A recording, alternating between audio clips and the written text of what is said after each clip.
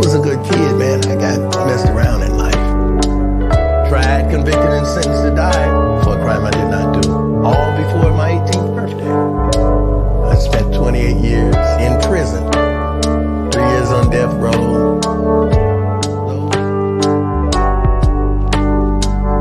My name's Randall Padgett. I was convicted of murdering my wife. I was sentenced to death by electrocution in the state of Alabama.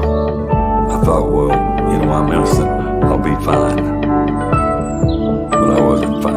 In the courtroom in the United States, the truth was supposed to be the foremost thing, and it's not. They're just keeping score on who can win this game. I am Sabrina Butler. I served 6.5 years on Mississippi's death row for a crime I did not commit. In 1989, I was convicted of killing my son. When I made it to death row, I was 19 years old. They put me in a 6x9 cell no bigger than your bathroom. It's like being buried underground with the lid on top of you and you can't breathe. That's what death row is like. My name is Ronald Kiney. I spent 22 months on death row for a crime that I did not commit. I was 9 days from my execution date when a man confessed that he did the murder. And it turns out he's a police officer. He said that he gave his gun to the sheriff, and the sheriff says, "You get the hell out of town. I'm running for re-election right now. We can't have a dirty cop."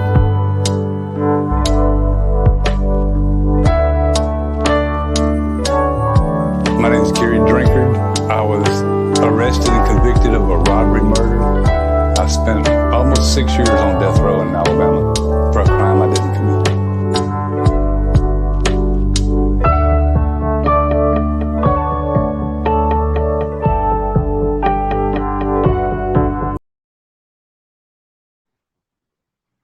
Good evening, everybody. This is Brooke.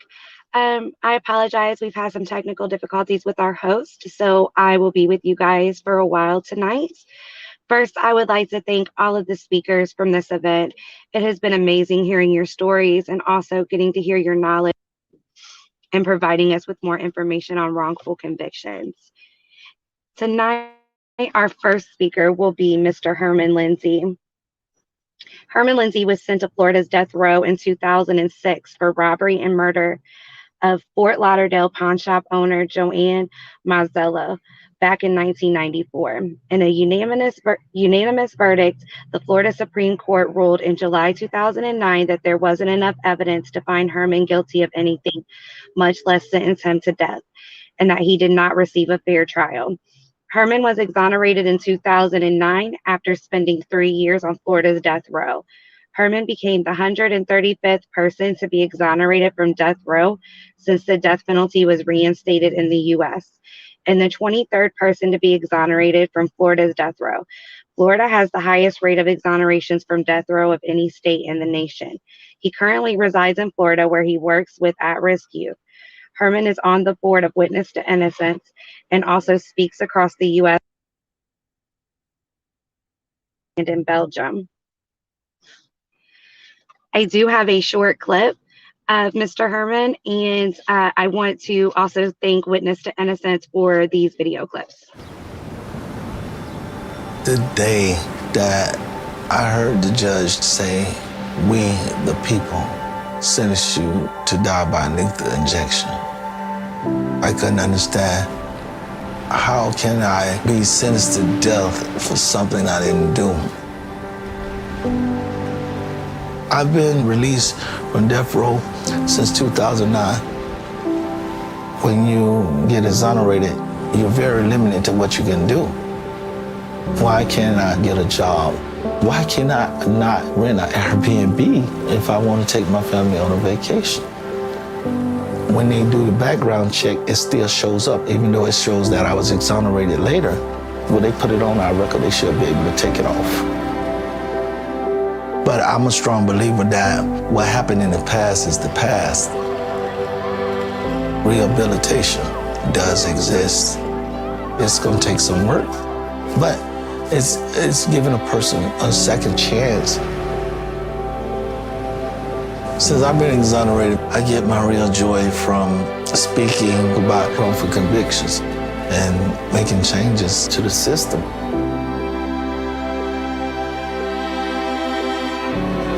Help us change their view on the death penalty.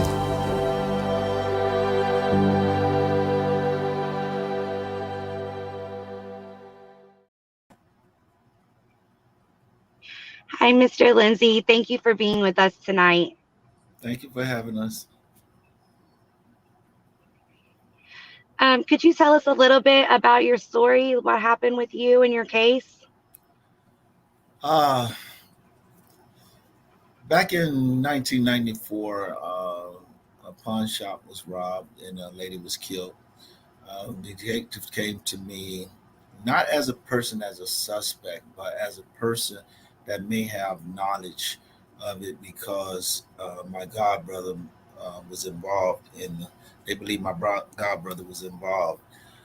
So when I spoke with them, I was truthful about everything. I didn't have anything to hide. They asked me, has I ever been there? And I told them, yes, I have been there before. In fact, I had been there a couple of weeks before. I pawned my Sega game, which is now like a modern day PlayStation. And I told them I pawned it up under alias name, and I told them what alias name I pawned it up under, and that I did that because I had warrants for tickets, and I didn't want to get arrested. So after that, 12 years went by.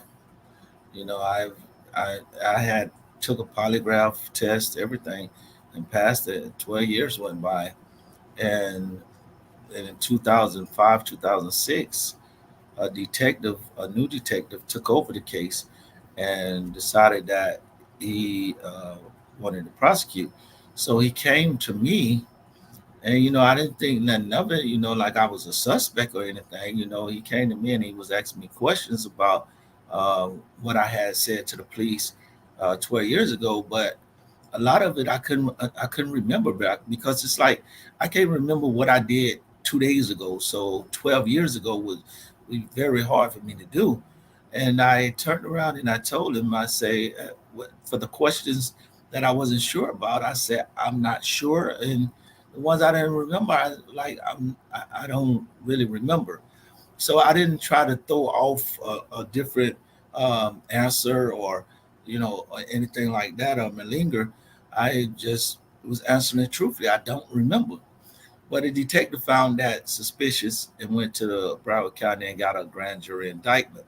When he got a grand jury indictment, he didn't use information necessary for me. What he did it as a joint um, indictment for me and Mr. Lorray, and the evidence that he could use on Mr. Lorray but can't use them on me, then it has nothing to do with me, was entertained by the grand jury, and he received a grand jury indictment.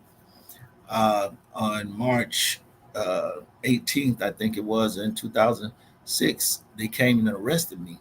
When they first came and arrested me, I was like, okay, I sit 30 days or something and they'll drop the charges. They'll realize it's not me, but it didn't work like that. So when I went to my first arrangement, it was appointed two attorneys. That's when it hit me that they're really trying to charge me with this. So I sat in jail for maybe 3, 4 months, 5 months, and I asked for a demand for speedy trial because normally it takes 2 or 3 years for a murder charge to go to trial. I wasn't going to sit in no county jail 2 and 3 years for something I didn't do. So I asked for a demand for speedy trial. Well, the demand for speedy trial was accepted, approved, and I started jury trial, picking jury. The first day on picking jury, my state attorney came to me over to the table. He didn't talk to my lawyer. He didn't talk to anyone else. He came straight to me and said, Herman, listen, we need to resolve this issue. He said, I will offer you 3 years in prison in exchange for a manslaughter charge. I told him I didn't do this. I can't take it. So we proceeded to trial. The first piece of evidence they used in my trial was the worst picture of the most worst and gruesome picture of the victim sitting in a chair with a bullet gunshot wound in her head on a big 60-inch screen, and it sat there in front of the jury for 2 to 3 hours while the medical examiner testified to the cause of death, a single gunshot wound to the head. The second piece of evidence they used against me was that same punch slip. They took that punch slip, and they wouldn't have known nothing about that punch slip if I wouldn't have been honest. They wouldn't have knew nothing about the punch slip if I wouldn't have been honest. They put the punch slip on, put it in front of the jury and say, look, he had been there a couple of weeks before, casing out the place. And you can see he used an alias name, but this is his fingerprint on the punch slip. And, you know, I wanted to jump up and say, why are you lying on me? But as a defendant, we're not allowed to say anything. And so I was nudging my lawyer to say something, but he's saying the state had, the state can allege whatever they choose to allege. The next piece of evidence was my ex-wife. They brought my ex-wife to the stand. When she was giving testimony, some kind of way they got it in an argument because she didn't say something right. And when she didn't say something right, the state moved to impeach her. And they was arguing, and I'm like, as they was arguing, I couldn't help it but laugh because I'm like, I was married to this woman. This guy's not gonna win arguing with her, you know. And he sat there and say, tell the truth. She said, okay, if you want me to tell the truth is, excuse me, the truth is, I told y'all I didn't know anything about this case. I didn't know anything about Herman being involved in this case. The only reason I gave that statement was because the detective would threaten to take my kids away from me. They would arrest me at my job, arrested my grandmother, and told me they'll give me a $10,000 reward, which I didn't get. She also said that the detective basically told her what to say on them statements. The last piece of evidence they used against me was a guy who was actually the prime suspect in 1994. The police believed that he was actually the person that committed the murder.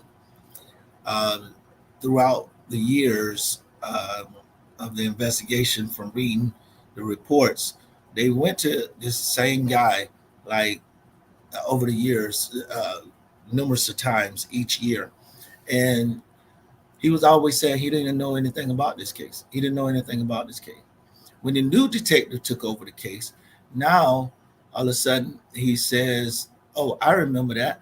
I was in a holding cell with Herman, and he committed this crime to me. He confessed to me he committed this crime. With that information now, I was found guilty of first-degree premeditated murder, first-degree felony murder, and the jury checked the special instruction that they believed I was the gunman. Upon after trial, between the penalty phase, they turned around and they asked me.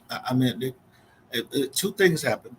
One, I was a trustee in the county jail feeding the unit, so I went to the elevator with the officers to pick up the meals, and they brought Mark Sims over to me to the elevators to go down to medical. And I asked him, I said, why are you sitting there lying on me? You don't even know me. He says, nothing personal. It's payback. I'm trying to do what I got to do to set myself free. So we did a motion for newly discovered evidence to try to get a new trial based on his characteristic, but the judge denied it. While the judge was denied it, while we was coming from court, after the denial, I was in the holding cell with like 35, 40 inmates, and they happened to bring Mark Sims in the same holding cell with me. So me and him got a chance to talk, and he explained to me that I know he don't know me. He explained he don't know me. He admitted that I never said that to him. He's saying that only reason he was doing it was because my godbrother had testified on him in his federal case, and they was working to deal with him where if he testified in this case, they was gonna cut some time off and things. And we filed another newly discovered evidence motion, which we that night my lawyer brought everyone in that holding cell up there, everyone in that holding cell to testify in front of the judge of what the conversation was between me and Mr. Sims. They also brought 4 officers and a sergeant to testify because they also heard the conversation. And the judge still denied the motion. I went to penalty phase and ended up receiving a death sentence by 8-4 vote.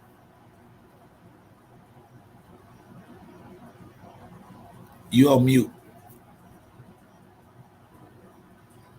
So one of the things that you were saying was about a jailhouse informant, and that's actually one of the big things that happens with wrongful convictions, correct? Yes, very, very big. Go ahead. I'm sorry, go ahead. No, that is one of the number one problems in our cases now, where not only wrongful convictions, but convictions, period. We have these so-called jailhouse informants. And the bad thing about it is, if they're testifying for the state, their word is like gold. But if they're testifying against the state for the defense side, their word is nothing.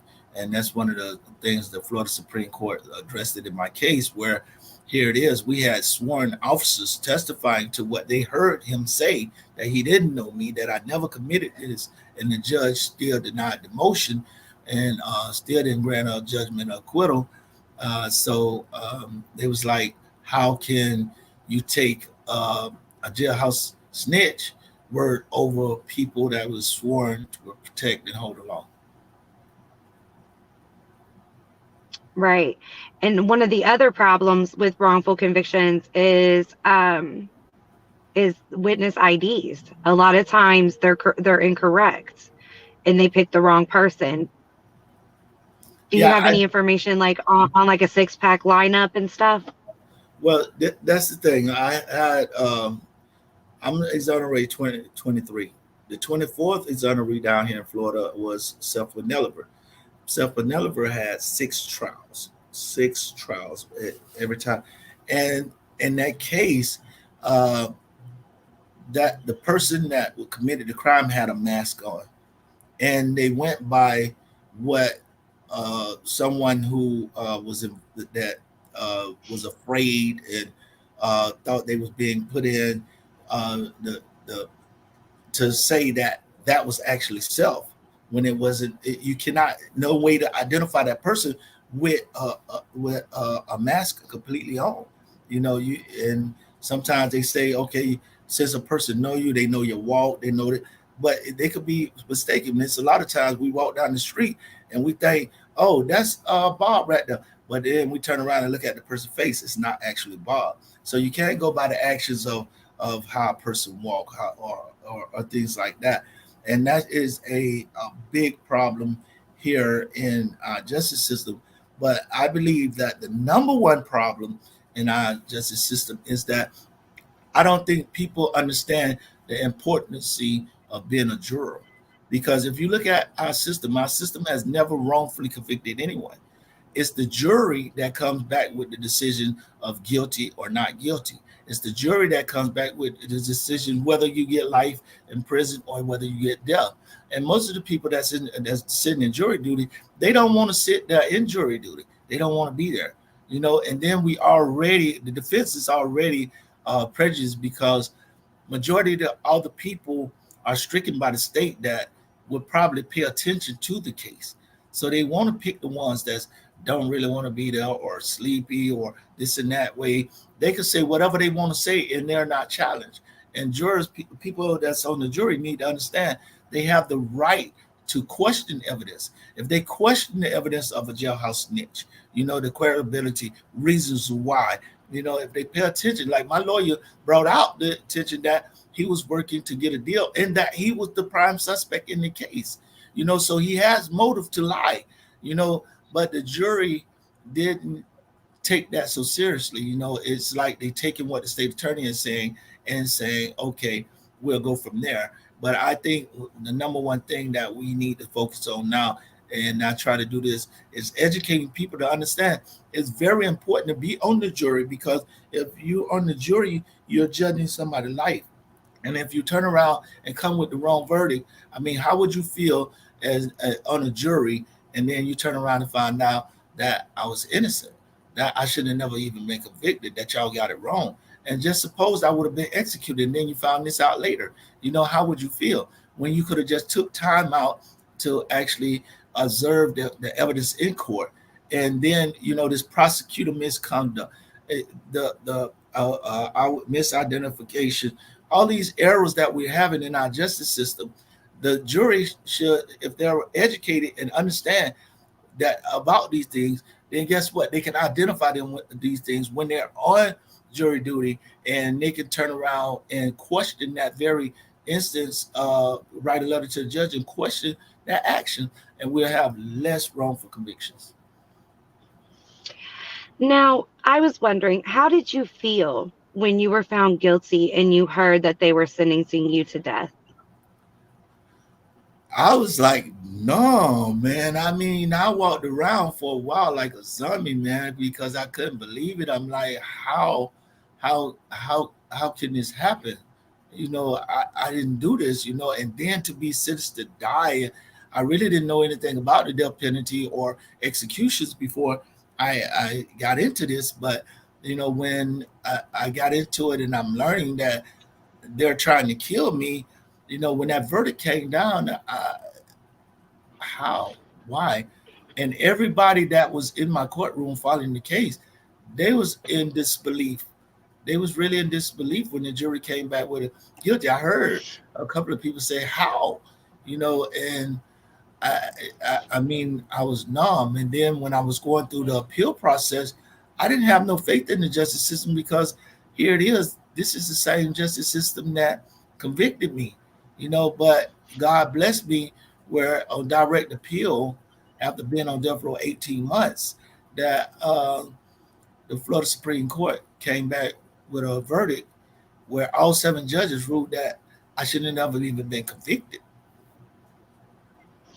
How did you get through it? Because I'm sure that had to be traumatizing to hear something like that, and to know that you could you'd basically be murdered by the state for something you didn't do. Did you like trust in God? Did you ever feel hopeless, or did you keep faith?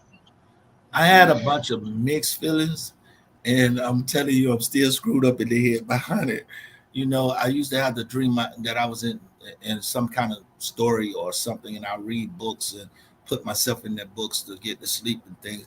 But one of the most horrifying things was that when I got to death row and I learned how people are fighting their case 18, 20 years and things like that, I was like, man, I could be here all this time, fighting my case and trying to get back in court and things like that. Then you got those days was really affected me the most was when you actually there and you on one wing, and next to you on a wing, on the next wing, someone is actually, being executed over there. When you there and you get to know someone, and they snatch them off of the death row and put them on death watch, and then the day of the execution, the officer comes in and say something smart like, another one down, how many of y'all, who's next here, and this and that, you go to feeling a real fear. And I don't think when anyone was growing up, when you asked them what they wanted to be when they grew up, they wanted to be a death row inmate. That has to be so traumatizing. How do you cope with it now that you're free? Because I know you're working with witness to innocence, and you help people that are wrongfully convicted currently, right? Right. Well, right now I do a lot of campaigning when I see cases. Um, like we talk about Matthew Baker case over in Georgia, which I'm trying to put together a campaign to bring uh, people together on that. And the thing about it is so difficult if to get people involved because the way the courts are set up, that it's hard to get people involved when it's in the process of trial and going to court. It's easier after the verdict, than it is to get people involved. While like right now, we need people involved there, but because he has an attorney and they choose not to share information, it's very difficult to do. So I try to campaign. But another thing, I just finished uh, get my uh, private investigator certification, but I'm having a problem with my license. I've been out for since 2009. I haven't been in trouble, but I still don't have my rights back. And you got to have your rights back to actually have a license of private investigator.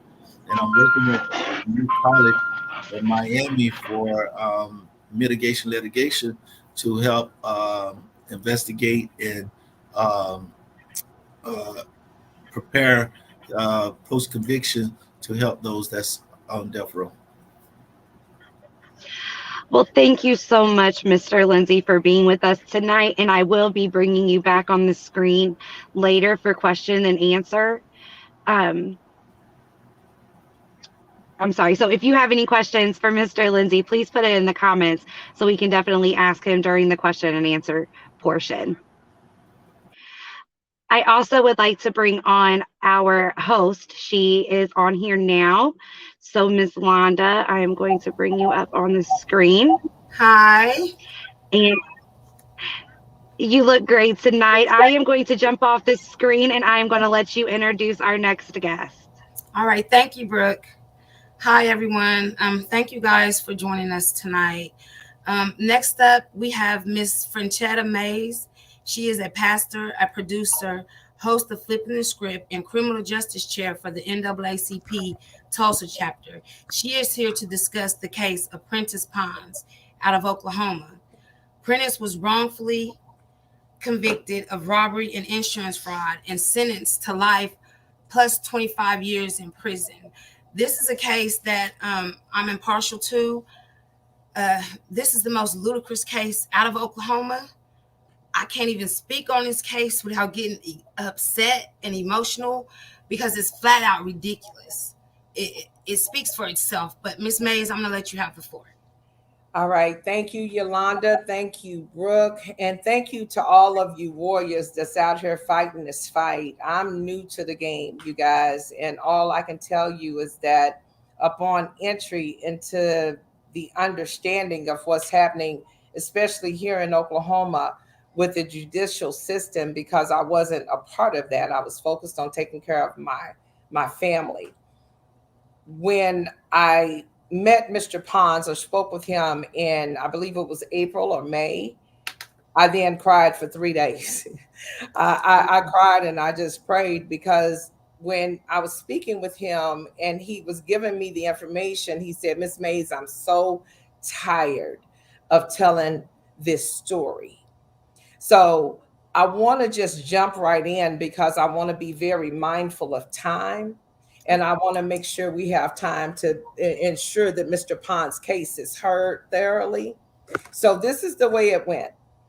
My call with Mr. Ponds, it started out with him expressing to me that he was innocent. He began to tell me about he had purchased a vehicle on eBay. And he went over to a friend of his to go and visit. And his girlfriend and the guy the girlfriend of his friend and the guy there were having an altercation. The girlfriend goes outside. Mr. Ponds' vehicle that he had purchased on eBay was parked outside. She had some type of moving truck. It was raining outside. Mr. Ponds said that she had hit his truck, running out to the car, whatever was going on with that. She had hit his car, came inside, had asked him if the Camaro or had asked him if the vehicle was his. He said yes. And after that, I'm going to fast forward just a little bit to what's relevant. What's relevant is that Mr. Ponds then did contact his car insurance company. He had some information, of course, that came from the car. And I'm subject to get this part wrong. But at the end of the day, what ended up happening was that he filed the claim. He came back, and his homeowner's insurance had contacted him about his homeowner's insurance being canceled. Mr. Ponds, alarmed, not understanding what that even looked like behind a felony. He wasn't clear on what they were talking about because, keep in mind, there hasn't been a felony committed. Exactly.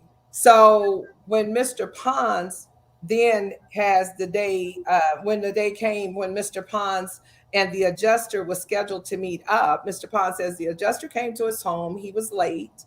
Mr. Ponds was outside. The adjuster comes. They're walking through the garage where the car that was hit was at. And then Mr. Ponds' natural response is, or question is, would you like to see the car? Because why else are you here? And so, and I just added to that because, see, I'm trying to add common sense into this because it doesn't make sense. So when Mr. Ponds invite, the guy's like, no, we don't have to. We've got enough pictures of the car. Okay, he asked Mr. Ponds a place where they can go and sit down. He's like, sure. Mr. Ponds invites him into his home. This is where it gets interesting. They're sitting down. According to the story, he opens up his folder. He slides a picture over to Mr. Ponds. Mr. Ponds is expected to sign the picture. Okay, that's picture number one. Number two, slides it. Mr. Ponds, signed his picture of the car. The third picture that he didn't slide at that time was his mugshot, which made Mr. Ponds question, why are you really here? His response was that he was an investigator. Okay, but what does that have to do with my mugshot, this car, and all this insurance stuff? Because that's what makes sense to me. I'm digging a little bit. I'm stretching Mr. Ponds' story to make it relatable to the people that I'm talking to right now, because this doesn't make sense. So they get in the house. Mr. Ponds stands up with the paper. He's like, at this point, I need you to go ahead and leave my home because I need to contact my attorney, which is a right that you get, period. Mr. Ponds keeps saying he don't know what happened, why this man would charge him in his home. What makes sense to me is that this man came with a controlling spirit, feeling like he's got the power. Mr. Ponds is nothing but a convict, and he's going to get it by any means necessary because that's his job. I'm adding lib, y'all, work with me. So after this happens, he charges Mr. Ponds. Mr. Ponds is pushed, put the picture up, back into his couch, which is across from where the table was at, where they were sitting. When Mr. Ponds gets pushed back to his couch, he pushes the man back. If you look at the picture, there's a counter that is in, not that one, the other one, that right there. See the far side where the chair is at. Mr. Ponds said he pushed this guy. Don't ignore this because I'm going to get to him drinking the water here in a minute.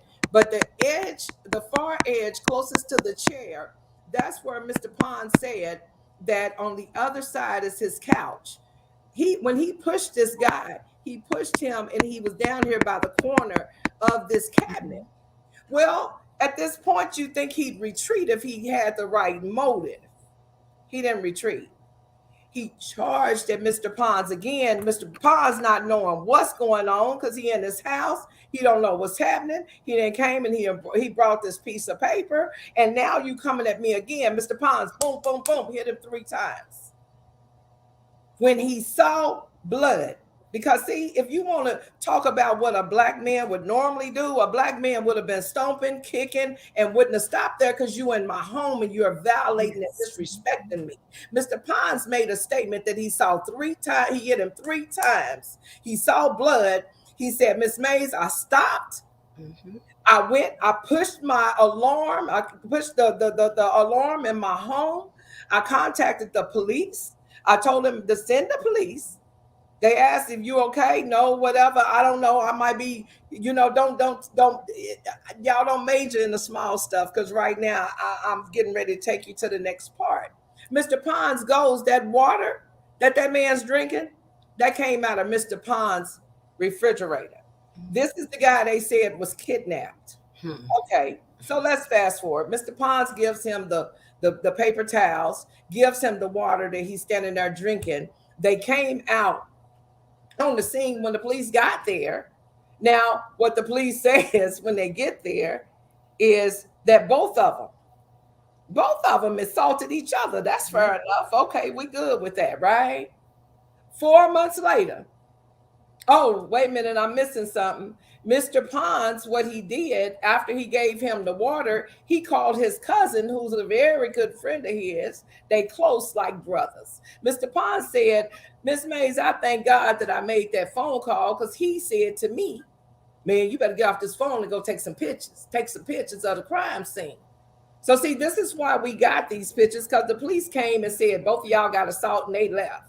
But Mr. Ponds had the hand of God upon him. So he was able to take these pictures to show you right now that 4 months later, when they came and said that Mr. Ponds kidnapped this man initially, do he look kidnapped to you? I'll wait. Because the reality is the man was not kidnapped. The man came with the wrong motive.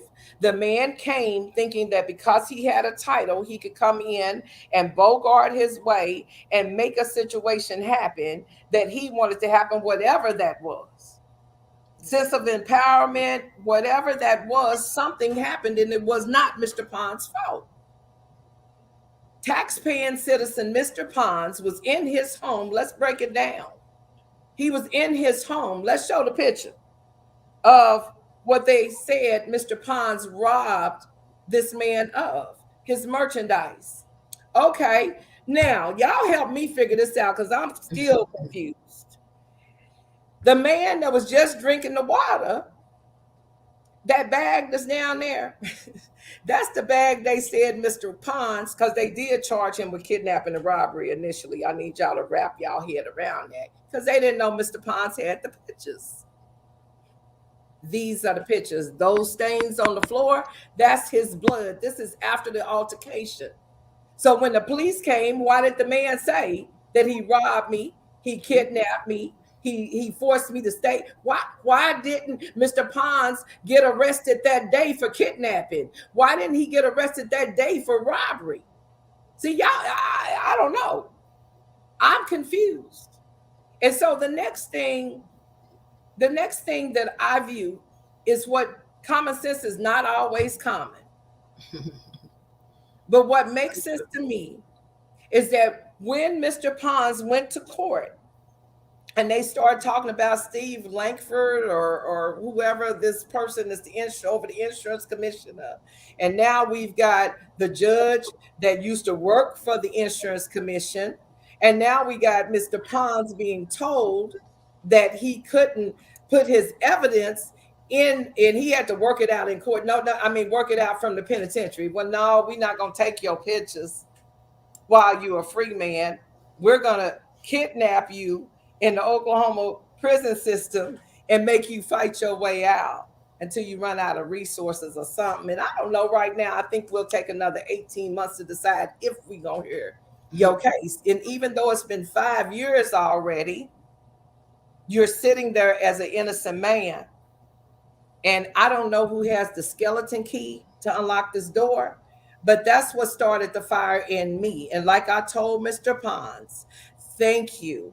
I appreciate you, sir, for your time that you're spending incarcerated, because you get to be my Rosa Parks. You get to be my reason for what I do. You get to be that person that when we get you out, and we will. Oh yeah, he coming home. On a platform, brand you, and have you global. You are not going to have to worry about nothing. Your grandkids are going to be proud of you. Your legacy shall continue forever. Yes. Because this is a lie from the pits of hell, and I'm asking everybody that's a blood-washed believer right now to start praying, because the gates of hell cannot prevail. This is a lie from the pits of hell. Now, let's continue. I don't want to miss anything, but when it came down to this whole situation with Mr. Ponds, there was some more factors. There was a juror that didn't even speak English. He has an affidavit that shows that this juror had to have a translator, y'all. I told you common sense ain't always. I'll wait. Because see, what y'all not understanding, the reason why I, being with the NAACP, have decided that Mr. Ponds is the golden child is because of this level of evidence that we get to put in their face and say, hey, what we doing? I don't know what we doing. What we doing? Oklahoma judicial system? What are we doing? Exactly. Yes. So I'm going to allow you guys to let me know if there's anything that I missed, but I want to do Mr. Ponds justice. We've got to be collective, because here's something else I found out. Do I have time to share something, just another few more moments? Yes, go ahead. Okay. Y'all listen and hear my heart. I'm a pastor, and our system has failed us. May I admit that? Oh, yes. Our system has failed us. Our churches have failed us. We've got to, Matthew 6:33, seek the kingdom for ourselves, because there's too much information out here that has us looking at race and not culture.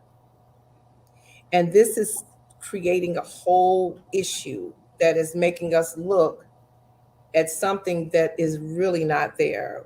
The culture is to incarcerate our Black men because of their strength, stature, and the fact that they've been intimidating to this community. But what we have to do is we have to make a decree, and a public decree, that we're going to stick together and we're going to stop mishandling our own people. We've got to have a swelling, and I'm striving to do that within the NAACP. I know y'all may not have heard anything about the NAACP. I'm hearing the stories about, why should I support? Why should I connect? Because we are the people. Yes. And we have to get together and be the people. And there's strength in numbers. And our numbers is not going to come from just the Black people. Our numbers are going to come from us collectively respecting each other's differences, and respecting our similarities must start now. Mr. Ponds is a perfect example. Mr. Lindsey is a perfect example. And so is the other 105,000 innocent people in the Oklahoma judicial system that are innocent. We need to be working on abolishing the death penalty. We just had someone executed today, and because he's white, it wasn't no rallies or nothing, but we still got to abolish the death penalty. Yes, ma'am. Yes, Miss. Because, it doesn't matter. We can't reverse racism to make it fit in our box. We got to get back in alignment of who God said we're supposed to be. And I'm not going to preach, and I'm not going to make nobody no Christian right now. But what I'm going to say is that there is work to be done, and we've hidden behind excuses for a very long time. But every time the cameras, lights, camera, action, every time you see people gathered around. But I've been doing this NAACP stuff for 4 months, and I can't even get people to call me and want to be a part. Okay, I understand. I have in 4 months, I have 5 to 6 people on my team, because everybody is not willing, ready, and able to make a commitment to devote and dedicate time past therefore and no more. And it's time out for that. We've got to get back to the village. Each one reach one to teach one, and care about everybody, no matter what color. So, okay. And I really appreciate your time, Miss Mays. And also, after a whole story that I just told you about Mr. Ponds, let me share with you. He was sentenced to, I believe, life. Yes. Plus 25 years. 25 years. Yes. And the adjuster is free. He never got charged with the assault or anything. And both of them, keep in mind, initial charge was assault.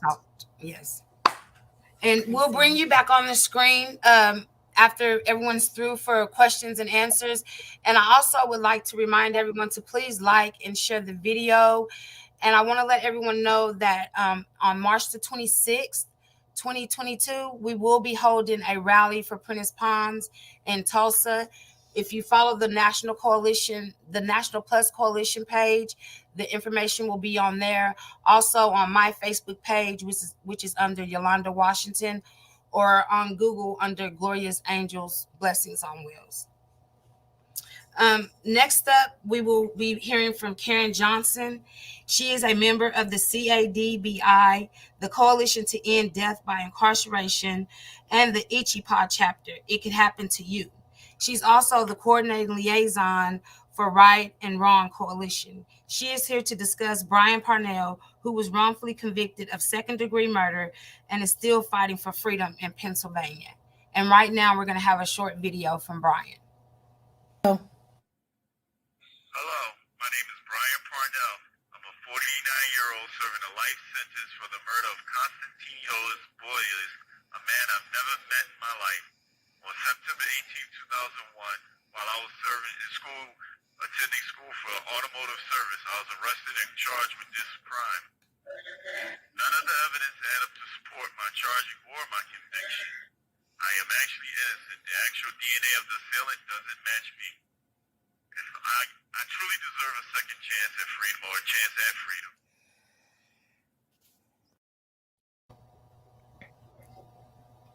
Hi, Mrs. Johnson. Thank you for being with us tonight. Hello, how are you? Thank you for having me. I appreciate the platform that you're giving us to speak about Brian's case this evening. No problem. You can go ahead and start.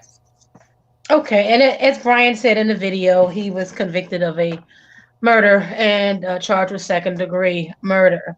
And I will let you know, in Pennsylvania, second-degree murder is an automatic life sentence.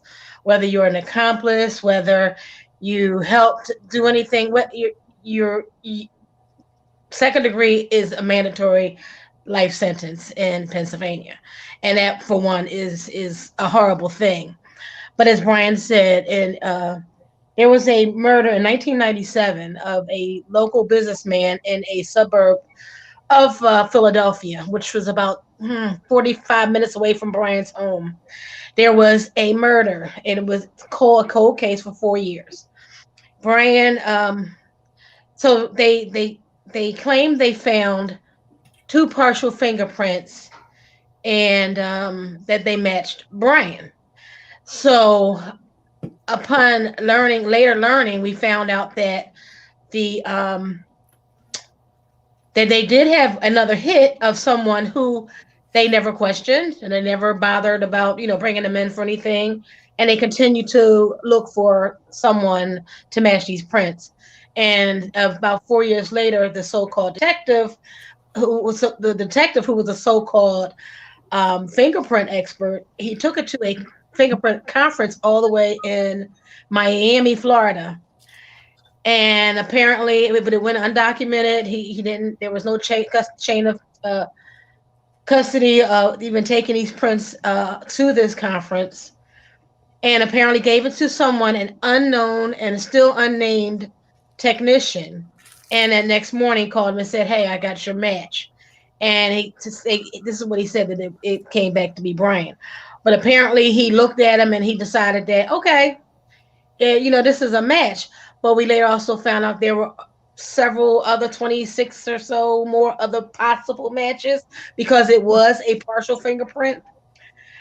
There was no motive for Brian to do this crime. Brian didn't know the victim. He had never been in that area in the company of this victim. It was nothing. So the night of the murder, the wife claims she heard her husband down in the den or whatever, his office, talking with someone. This happened like around 2:30 in the morning, which was not unusual for this man to, I guess, go and reconcile his money from the day of, his business for the day. And heard him talking to someone, but it didn't upset her because it seemed they were just talking in a normal manner, like we're talking now. So, she didn't think anything of it. And then she heard a single gunshot wound.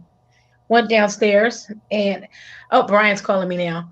And her husband was dead. So Brian is calling now, and I think Brooke wanted him to say something. Okay. But how do you want to do this?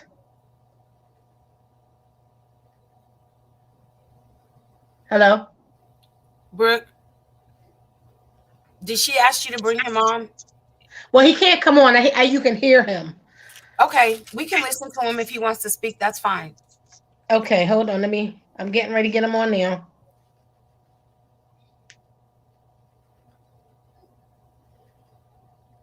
All of a sudden, my phone is acting up. I'm going to continue because I had to cut him off because it wouldn't connect. Okay, fine. So she heard the gunshot and she went down. So anyway, so he had ineffective counsel. They never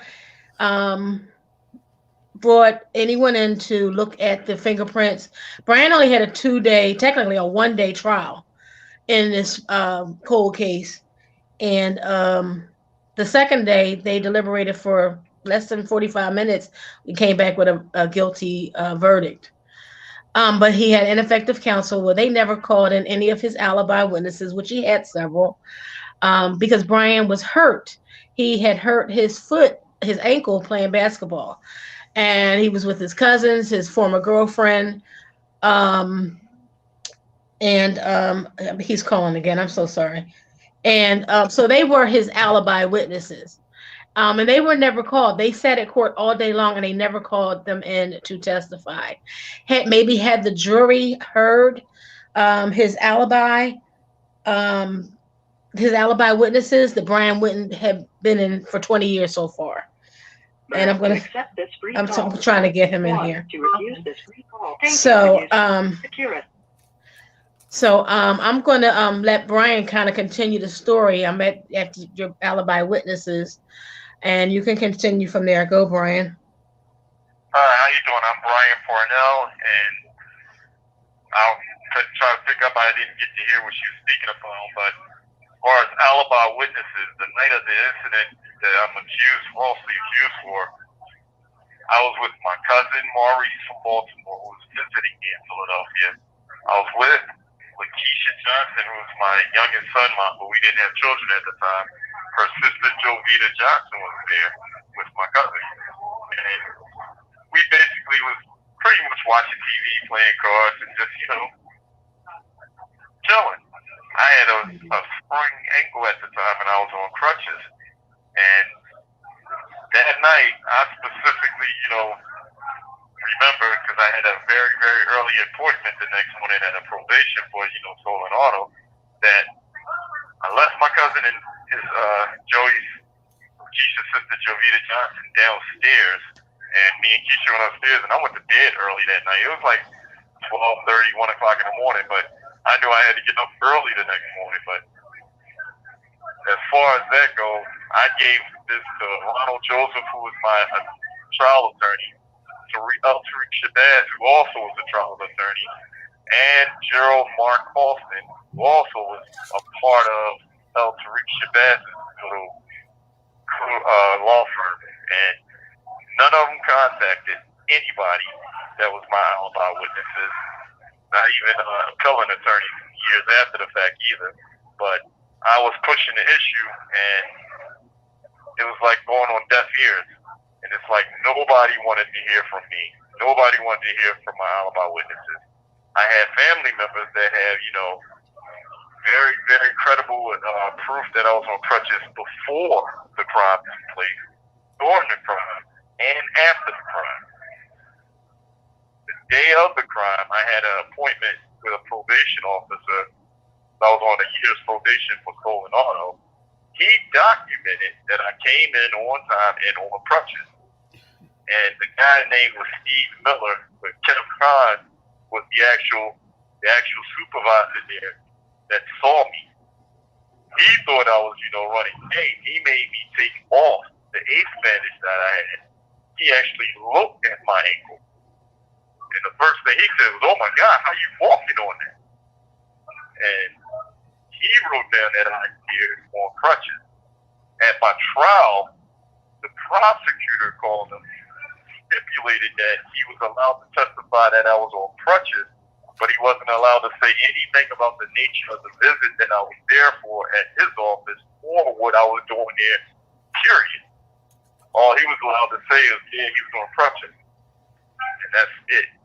And my attorney was saying that, to me, well, we don't want him to testify that you was on probation for a minor, really something stupid, because it'll make you like a criminal. And I've kept telling them, stolen auto is not murder. This is a call from Pennsylvania State Correctional Institution, Cole Township. This call is subject to recording and monitoring. And they told me it's not, the best defense in my behalf. And at the time, I thought if I got on the stand, I should be able to say, what it is I didn't do, where I was at, and it would be more credible coming from me. But they told me no. And I was getting ready to talk about the DNA also, Brian, that the DNA was not yours, that they found. Okay. Well, getting to that, the night of the crime, whoever did it, the victim was talking to him. Not yelling, talking. This is what the wife said. She heard her husband talking to somebody. Then she heard what sounded like fighting, like a rustling type of match. And then she heard a single gunshot.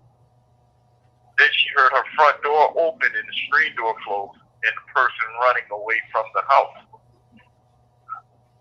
They turned around and said that the person, whoever did it, used the nylon stocking that was double knotted as a mask. And I was saying to myself, it don't make sense because you can't see through it.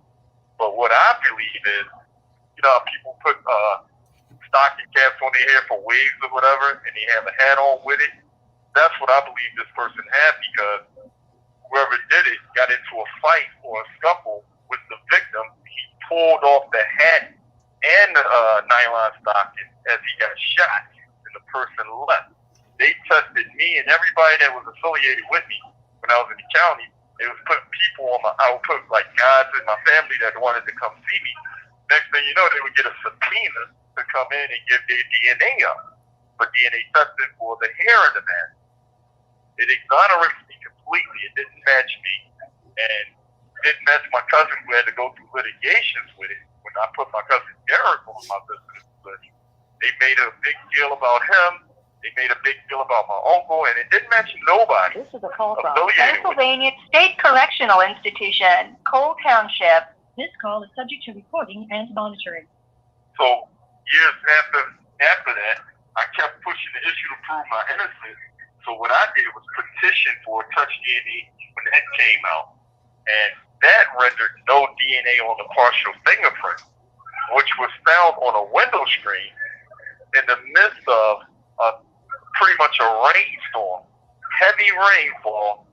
Wind gusts was 26 to 35 miles an hour during that time period. It took me years to get that because I didn't have an attorney. I was pro se, and they wouldn't give me this stuff. They claim I needed an attorney. Every time I wrote a letter, they would return it to have your attorney contact this person, that person, but I didn't have an attorney. I was pro se. And I had a hard time getting that. I got Amelia Maxwell to get that for me. Thank God that she was able to get it. And now I'm at the point where I need to really, really have a lot of people chiming in, focusing on this, and actually bringing it to the forefront, because the evidence itself that they used to convict me should have been inadmissible in the courtroom, because Kenneth Bean, the detective, testified that he went to a conference or a seminar held by the FBI in July of 2001 in Miami, Florida. He said he took his fingerprint with him, gave it to an FBI personnel, and the next day he received a call to come get his evidence from the guy and to look at the candidate that IAPIS produced. He also subliminally lied and made it seem like that IAPIS was introduced in 2001 when it was actually in full use by the FBI of 1999. He claimed that technology just so happened to just catch up to quote unquote me, and it's not true. When he testified about what all he had to do with his partial fingerprint from reading and learning, he altered it. He had to remove background noise, dirt, debris, and distortions from the original list. He claimed that the original list contained streets, which are water markings and water passages through them. He's saying that they was in perfect, pristine condition, but at the end of the day, he testified that he had to remove background noise, dirt, debris, had water markings on them. But yet still, my lawyers never learned anything about fingerprints. This was a partial fingerprint, and he claiming he had 40 points of comparison, Gallatin points of comparison, and he's saying that the terminal that they used was the AC-21 at the time, didn't have the capability. I wrote to Lockheed Martin, the guy who designed them, and got the schematics of them. From 93 all the way up to 99, the ACES terminal itself pretty much had one of the highest camera of 1040 DPI resolution, and all it needed was 12 Gallatin points of comparison to start spitting out candidates if they were known and in the database. He said he had 40, he claimed 40. With 20 or less, it would have gave him the exact one person only in 97. Only thing that was done from 93 to 98 was software addings of more names of people being entered into the system. My fingerprints was entered into the ACES system in 1993 for a weed possession charge on the New Jersey Turnpike. After the fact, he tried to claim that it became integrated, which is IAPIS, the Automatic Fingerprint Identification System. He said on record that it became integrated in 2001. It became integrated in 1999, meaning that you don't have to go from one state to another to search the database. You can stay at your home terminal and search the whole national database of the whole country from your home terminal. Yep. But what he failed to realize is, I'm not going to be the one that sit there and take something on the chin for something I didn't do. Exactly. And none of my lawyers, which he banked on, which they didn't take the time to learn the capabilities of the terminal that he testified to, the capabilities of it. None of my appellate lawyers ever did that either. I had to do that independently, and it still falls on deaf ears. It seems like nobody want to address the elephant in the room about evidence. When it comes down to evidence, chain of custody is very, very crucial. You have to establish an adequate chain of custody from crime scene to the courtroom when it comes down to evidence. There's a break in mind, a major break in mind. The person that actually entered it into the terminal, I never got to see, never got to cross-examine, never knew the capabilities of whatever terminal he claimed to have used. None of that. I never got to know the guy's identity, period. So when Brandon Mayfield case came out about the guy who was accused of bombing the train in Madrid when he was in Portland, Oregon, an attorney who had turned Muslim, a lot of FBI fingerprint experts got fired behind that. I was wondering if, this guy who did the seminar, was he a part of that? I have no clue who this person is. There's no evidence trace sheet that documented Kenneth Bean taking his partial fingerprint from Chester County, Pennsylvania to Miami, Florida for this conference seminar. There's no introduction of that.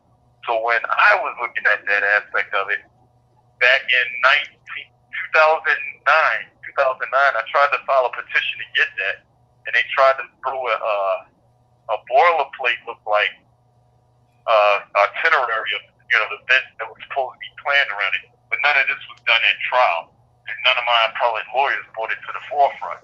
Okay. I had a couple court-appointed lawyers that bumped heads with me about it, and I was like, how is this possible that you guys are like allowing this to take place? It's above my understanding of it, but more and more I looked at it, dissected, I looked at the advancement of the careers of the judge, the prosecutor, and all of them that was involved with my case. The funding that Chester County got behind the scenes from my conviction. Yeah. My judge, my trial judge. Hold on, Burton. He's now a federal judge. Okay, I'm sorry. Okay, we're gonna have to.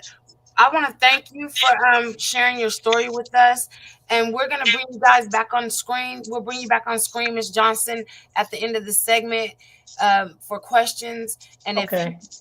Because we need to move on to the next speaker. But I really appreciate your time. Thank you. Okay, guys. So please like and share the video. We're gonna move along to the next speaker. Next, we're gonna bring someone who's fighting a wrongful conviction himself, Jay Burton. He's the founder of BLM Prison Chapter and the VP of No Comrades Left Behind. He has been fighting a wrongful conviction for 32 plus years, since he was 16, and he's in Los Angeles, California. Hi, Mr. Burton. Hey, how you doing? I'm fine. How are you? I'm blessed. Okay, you can go ahead and tell us about your story. Well, first of all, like you said, I am the founder of the Black Lives Matter Prison Chapter, also VP of the No Comrades Left Behind.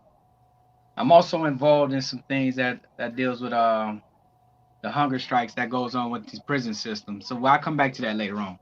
But yes, I've been incarcerated since I was 16 years old. I'm 49 now, for a murder that happened in LA County. I'm originally from Watts, California, which is technically Los Angeles. And they had some informants that was building a case on certain people in my neighborhood. I was unfortunately, tried as a dope when I was arrested. And during trial, they came about saying, the informants actually didn't come to trial. The informants, I don't know where the informants went to, but they eventually said, we got your left ring fingerprint on the gun. It's just ironic that the brother that just left, he was talking about fingerprints. And they said my left ring fingerprint was on his gun. Now, I know my fingerprint isn't on any kind of guns. But during that time at trial, I just basically had no understanding on how the system worked at all. So I just sat there, and whenever my attorney said, say yeah, I say yeah, say no, say no. I didn't know nothing else. And the Los Angeles Sheriff Department, we have a real big problem out here in Los Angeles with the Los Angeles Sheriff Department because, they got their own inner gangs. And this is not something I'm not making up. In my situation, we had what they called the Linwood Vikings. The federal court back in 1992, they ruled them as a neo-Nazi police gang. So this is not something I'm making up. You can Google all that information. During my 1990 trial, I was around 17 at that time. The Los Angeles Sheriff said my left ring fingerprint was on the gun. I know my fingerprint isn't on his gun, but they brought a photo negative, not the photo, but an actual photo negative to the trial and said, this is his fingerprint on here. That was the first day I saw that negative, and that was the last day I saw that negative. Now, why my attorney never asked for that negative, I really don't know. But it was during this time in trial, I got convicted because they got saying, well, he's a gang member anyway, so this is what they do. So, and plus his fingerprint on the gun. All right, after I was convicted, I was sent straight to prison. As soon as I turned 18, they sent me straight to prison. For about 32 years, I've been fighting to get this fingerprint. The Los Angeles Sheriffs has kept me out the court every year for 32 years. I've had the Innocent Project. I've hired 2 or 3 lawyers throughout the years. Nobody can get this fingerprint because the fingerprint don't exist. And they've been doing everything in their power to shut me down. That's why I'm here today to tell my story. Because, I've been telling my story quite often. But the thing is, I'm trying to get my story out because this is what they're doing. Back in 2013 and 2014, they came with a youth offender law for guys who was tried as adults that was sentenced to prison that you can go to parole hearings sooner than what you were according to the adult system. I was scheduled for 2014 to go to a youth offender hearing on my 25th, I think it was my 25th or 26th year. But because I was held in isolation for over almost a decade, I told myself I wouldn't go because they had denied me for 15 years just for being in isolation for what they call non-disciplinary reasons. And if y'all ever heard of the California hunger strikes back in 2013, 2011, 2012, that was me and other prisoners who was trying to get from out of solitary confinement for all them years they had us back there. So I couldn't go to my youth offender parole hearing. So eventually I went to my youth offender parole hearing after they finally freed us out of solitary confinement units in around 2017 I went. And I was like around on my 28th, 29th year, somewhere around that time. I went to a parole hearing, and because I refused to admit to a crime that I didn't do, they denied me for 7 years. They said, you come back in 7 years and get, you know, these type of certificates, stuff like that. But the thing is, they really denied me because I refused to admit that I didn't do what I've been convicted of for the past 32 plus years, going on 33 years. Actually, I'm almost in that 33rd year. And it's cases like these that make it real hard when it comes to this parole system, because if you don't go in there, especially California, more likely in other states as well, if you go on these parole hearings saying that you didn't do nothing, they're not trying to hear that. So here it is, I have to sit a whole nother 7 years before I go back up. Okay, let's move forward now. I hired another lawyer last year. He finally got a petition into these courts. This past December 1st, him, the DA, they stood before a judge out here in Compton, California, the Superior Court, and the judge told them after 32 years, the judge told the DA and my attorney to go work this stuff out and come back by January 25th of next year. This is the very first time in 32 years that I've had any form of a relief. Like I explained, when I was even the Innocent Project couldn't even get this relief. I do believe it's my time now, but if I don't make it out there, I've done a lot within this prison construct and to help the people. For those who have been silent like me, I've become a voice by utilizing these cell phones in these prisons. I'm not tripping if they run up in here and get it now, but my word is out there. And I've been fighting for so long, I would never give up. And for those who are listening, who got people and who got family members that's in these prisons that's fighting for their actual innocence, and some who are not innocent, but they got too much time, way more time than what the crime carry, fight for these people. Yeah. Because we need all the help that we can get out there and get our word what's going on within these prison systems. Like I explained, I've been down since I was 16 years old. I'm 49 now. How does that work? How is it that I've been sitting in these prisons and I've been claiming innocence for 32 plus years? And when I explained to the parole board, I didn't do it. But I am going to explain to the so-called victims that I am sorry for whatever happened to your family, but also know there's other victims as well that's involved in this, which is my family. Yeah. Because they also lost a son, a brother, a friend, a comrade, or whatever it may be. They also lost as well. So there is no win. There is no win in this situation. I am never going to admit to a crime that I never didn't do. Even if I have to die in prison, I will never admit to this. I understand you. Yes. I really do. I understand you. And I appreciate you coming tonight, speaking for us. And everyone who's listening, you can follow, you can get more information on the National Plus Coalition. And could you please like and share this video? Jay, we'll bring you back on the screen after this last person for questions and answers if you're available. Yes, I'll be available. And, you know, we also got to get word out there about the Hunger Strike True Freedom by my brother, Minister King X Pieface. Because it's brothers like this who paroled after 17 years. He told me when he left the yard that don't worry about nothing. your story will be told as well as the elders who've been sitting in these prisons just rotting away. Remember, we need you guys to be our voice. And right now I'm using my voice not just for me, but for the people as well that's trapped in these systems, not just in California, but abroad. We need you guys to do everything y'all can to let it be known what's going on with behind these bars. And like I say, this is not about me. If I never make it back out there today, I got the word out there. Yes. But yes, I will be here for the questions, and Q's and A's, whatever. I'm here. All right. Thank you. Thank you. Okay, we're gonna keep moving along. Next, we have Makini Marsden. She is the CEO of Bittersweet, public relations consultant, an advocate, and host of Second Chances. Makini is also a mother and a wife. She fights to provide normalcy in her marriage and her son's life while fighting for her husband's freedom. She is with us tonight to discuss her husband, Ricardo Marsden's case, who was wrongfully convicted of second-degree murder in New York and sentenced to 25 to life. Hi, Makini. Thank you so much for joining us tonight.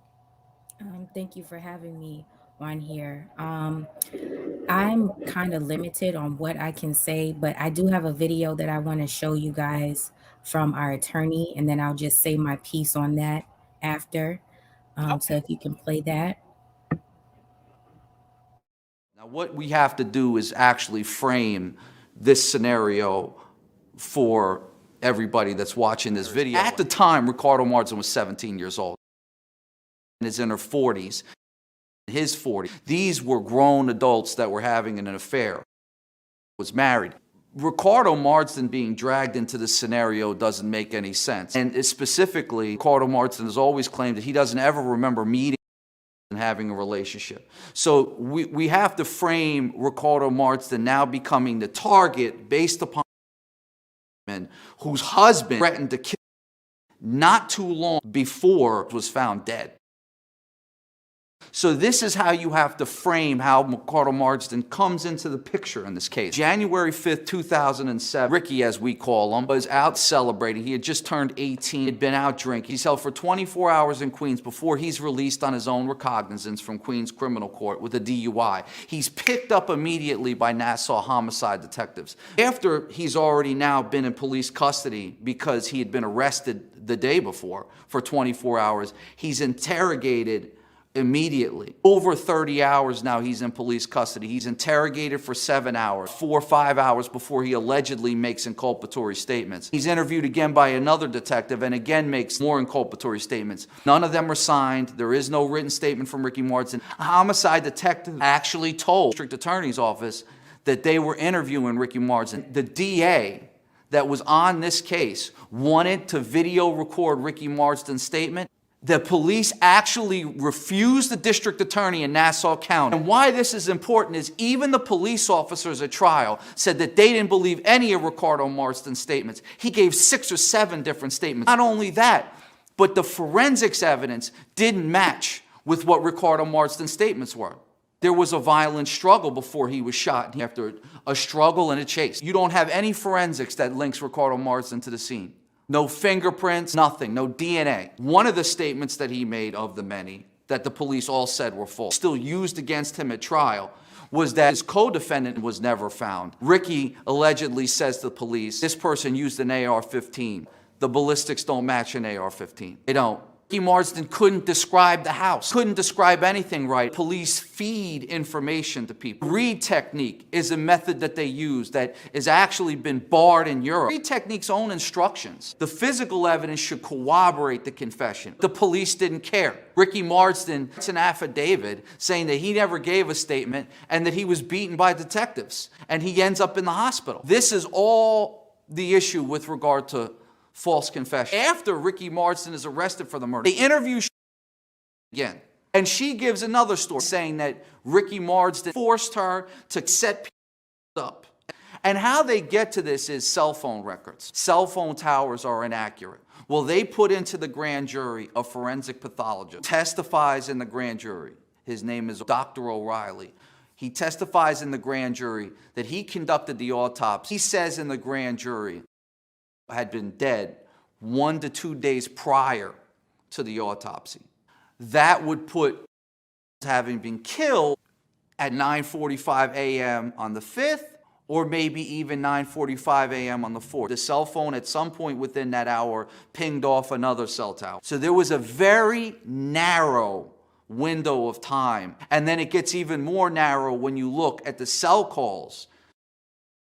And what's interesting about this is that they had spoken to Charlotte after Ricky's arrest. And what she says is the murder actually happens at 2 a.m. September 3rd. You look at the cell phone record, that's impossible. This is what leads up to trial. So the district attorney has to find a way to fit essentially a square into a circle. The forensic pathologist, Tamara Bloom, does the on-scene autopsy at 1:40 a.m. She comes in at trial and she said had been dead anywhere from 48 to 72 hours, but she specifically hammers home that 48 hours wasn't possible. It actually was 72 hours plus or minus a few hours. They take testimony from an ME after you've already had another ME, say 1 to 2 days, and they bend the science. Then they bring in the other forensic pathologist who came in at the grand jury and testified that it's 1 to 2 days from when he did his autopsy. He now changes his statement and says 72 hours. He agrees with Tamara Bloom. They're changing their conclusions based upon the facts. That's called cognitive bias. It's actually confirmation bias as well. What basically brings Ricky into the fold, and what's very important to note here, is that when the crime scene unit comes in, they do a video of the scene, and that there's actually a pot cooking on the stove with food inside. And the crime scene investigator says nothing was burnt. Are we to believe that a pot that had been on the stove for 3 days, the food inside it wouldn't be burnt? The first time Ricardo Marsden's lawyer ever found out that there was a pot cooking on the stove was when the crime scene unit investigator came in at trial and testified to it. She was completely sandbagged. We hired our own expert, a fire marshal, who basically said, look, there's no way food is going to be cooking on a pot for 72 hours, and it's not going to be burnt. We also brought our own forensic pathologist in that said that the time of death could have been the night of the 2nd all the way into the morning of the 4th. There's a massive window for when this murder could have happened, of almost a 48-hour window. Understood they had no evidence. Because she was unreliable. She was probably involved with the murder. Let's face it. What you have to realize, they brought her in. She would have had to say that she gave a statement to the DA's office that 2 o'clock in the morning on September 3rd takes Ricky Marsden completely out of the picture. There was footprints in blood that was found at the scene. They bring in a shoe print expert with the Nassau County Forensic Lab, who actually was put on probation not too long after this case based upon his findings. This forensic expert, his name is Detective Kovar. He says that he can tell that Ricardo Marsden's boots have 4 months worth of wear on them. It's the biggest joke I've ever heard in my life. Any type of fingerprint, shell case, anything that leaves what's called individual characteristics. Between the time of the crime and the time that Ricky Marsden's been arrested, there's been 4 months. They take, again, a square and fit it through a circle. And they have an expert get on the witness stand and actually say that you can age a boot so they can put this kid at the scene. Everything else is thrown out to get a conviction in this case. Ricky Marsden gets 25 to life. And the guy's been fighting from day one. He's just been denied in Nassau. They refused to even give him a hearing to put these experts on the witness stand.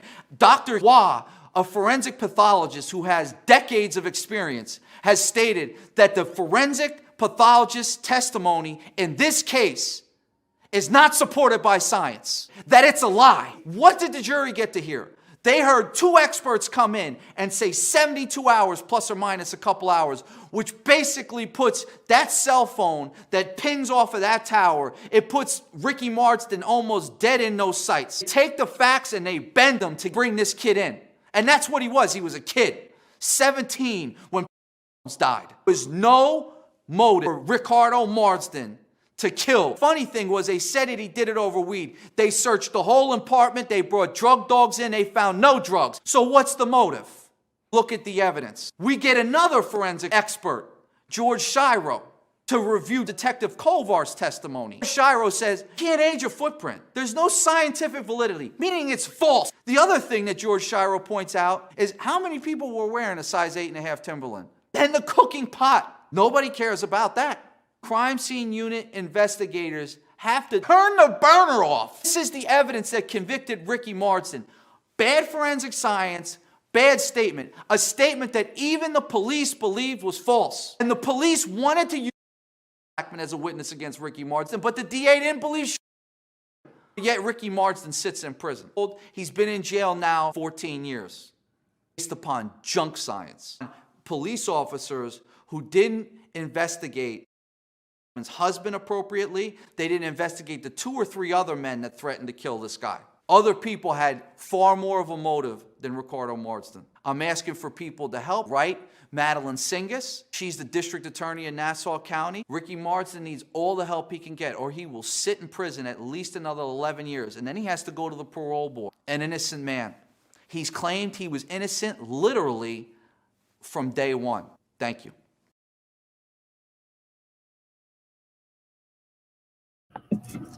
Yes. So at this current moment, we are still awaiting for a decision in the federal court. So that's why I am limited on how much I can actually say right now.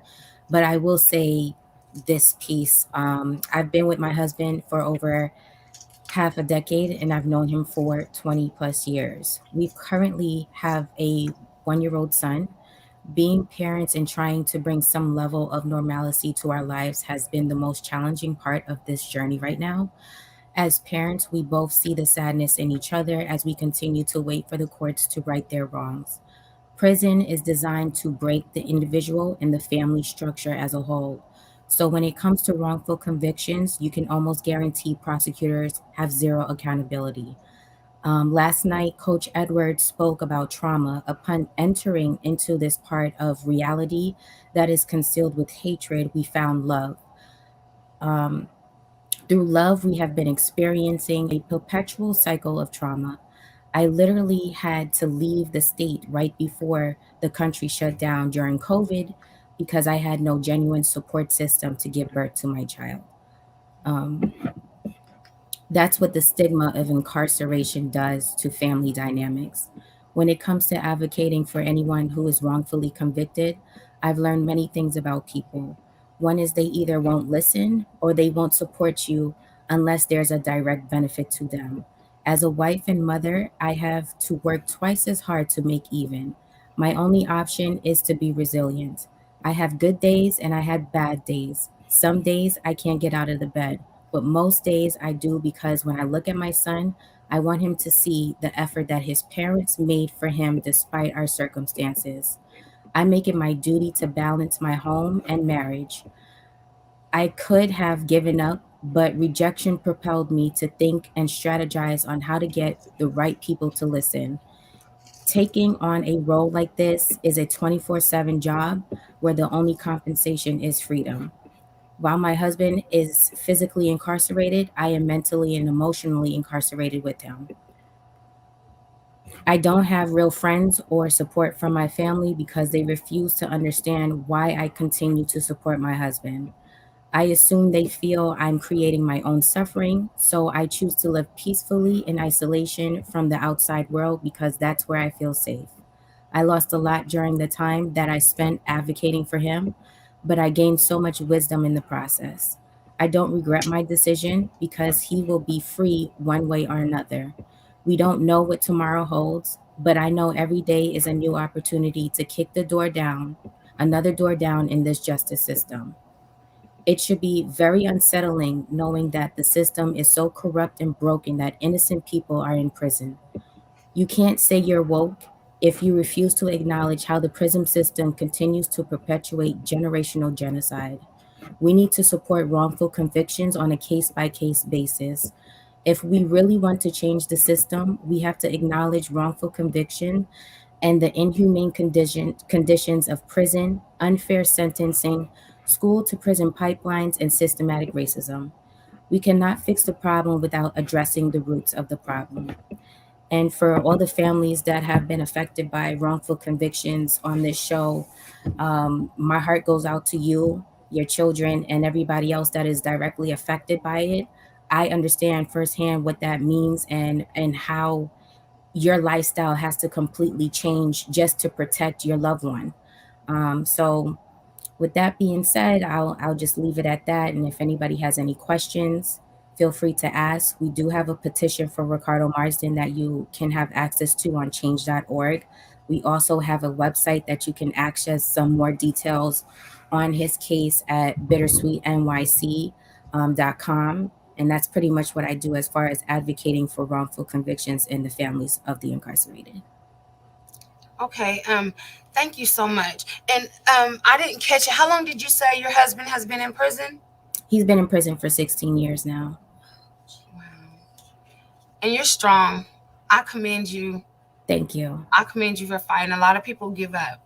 Mm-hmm. And you listened to the show yesterday. So did you a lot of the stuff that Mr. Edwards was saying, have you found that you guys have run into any of that type of stuff, or and how do you deal with it? And how do you deal with your son? Like, how do you deal with keeping him happy and not really aware of the situation? My son is very alert. So he understands that something is not adding up, because I'm one of those prison wives that sees their husband on a weekly basis or a bi-weekly basis, depending on, what's going on. So I try to keep that bond together, that family bond together. We do in New York, we do have FRPs, which is the family reunion program. So we have the privilege of actually having our family together for 72 hours without any kind of supervision or anything. So he knows that there's a difference between what he experiences on these FRPs as opposed to going to a visit where he has no contact with his father. Generally, he's a happy child, very smart, alert. It really does depend on me and my mood, because my child is always going to feed off of me. Kids, they are, when you're pregnant, they feel all of your emotions when you're pregnant. And it's not any different when they actually come out. They pay attention to their parents. They want to see how they're acting. So I'm constantly reminding myself that I have this little boy watching me 24/7. So even when I do have those moments where I do feel weak and I feel like, maybe I need to take a second and just gather myself, I do that privately so that he doesn't get affected by it. What he needs to see is that mommy loves daddy and daddy loves mommy. What he needs to understand is that there's a healthy relationship and dynamic between the two individuals. I can't really control everything else outside of that. So I just have to be resilient and work on me however I can. So what I like to do is I listen to a lot of motivational speeches. Lester Brown is one of them. TD Jakes is another. Sarah Jakes. Those are things that are uplifting, because to be quite honest, when you are a person that has to hold the family down the way that you do, there is nobody that I could really lean on for that kind of support. My strength comes from God, period. I don't have my mother here anymore. She was literally the only person that could strengthen me in these times. And she was literally the only support that I had throughout this entire process. So when she left, all I had was her principles, her teachings, and what she gave me to kind of uphold myself. And a lot of times as women, we bear the burden of everything. And it's very difficult. It is very difficult. I'm not going to sit here in front and act like it's all easy. I make things look very well. And that's part of my line of work, as public relations, make it look good, make it work, connect the dots somehow. But I do have my days.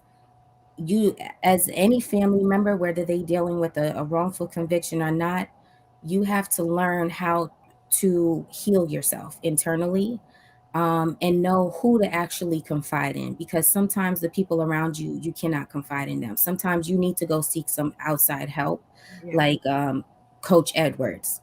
I heard everything that Coach Edwards said last night.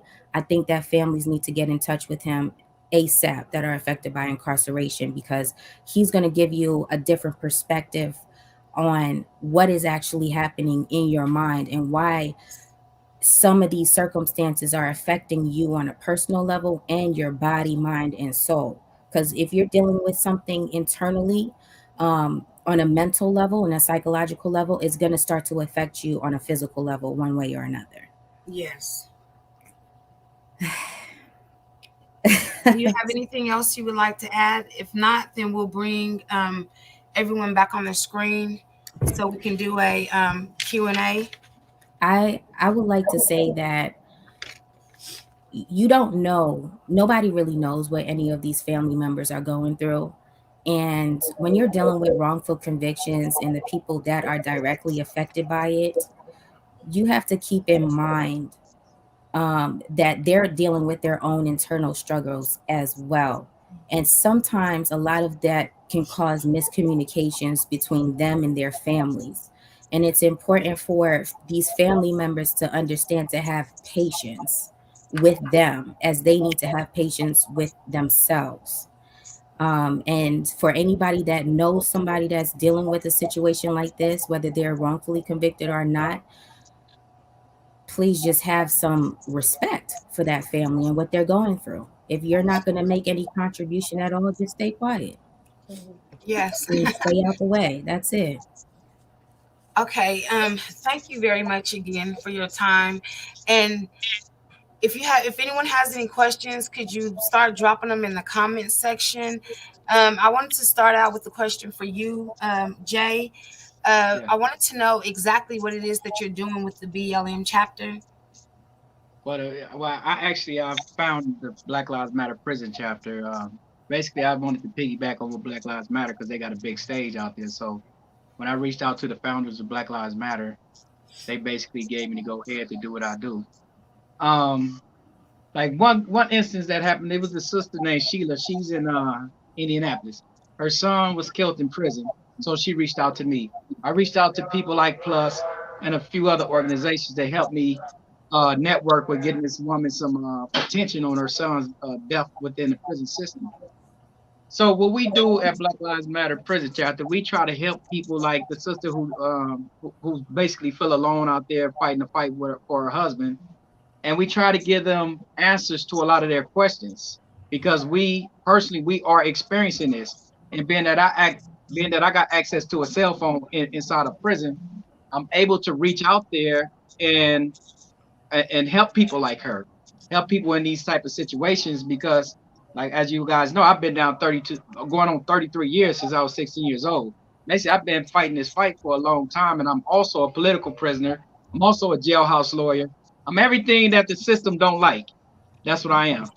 So Black Lives Matter Prison Chapter came about. We done politicized everything that we got going on, because everything is political now. And we got to understand that this stuff is political. Prison is about money. They make money up off us. We're commodities to people. So if we weren't a commodity, they wouldn't be so hard up on this mass incarceration thing. And like, you know, they really don't care if you are falsely convicted. It's just, you got to find your way out, how to get back out. They're not tripping on you being falsely convicted because they feel it's not them. They make money up off of us. So with the Black Lives Matter Prison Chapter, my whole thing is to educate the guys on these prison yards, so when they get back to the streets, and some of those who are not getting to go back to the streets, they can educate those people that's on the street about the struggle on how to build a mission, how to build a movement. Because a lot of times, a lot of our people done fell off. I mean, we really want to look at it, a lot of, especially black men, we done fell off. When we get back out these prisons, I grew up as a blood. And when I came to prison back in, I think it was 90, I was 18. When I came, 91, whatever, I think it was 91 when I was 18.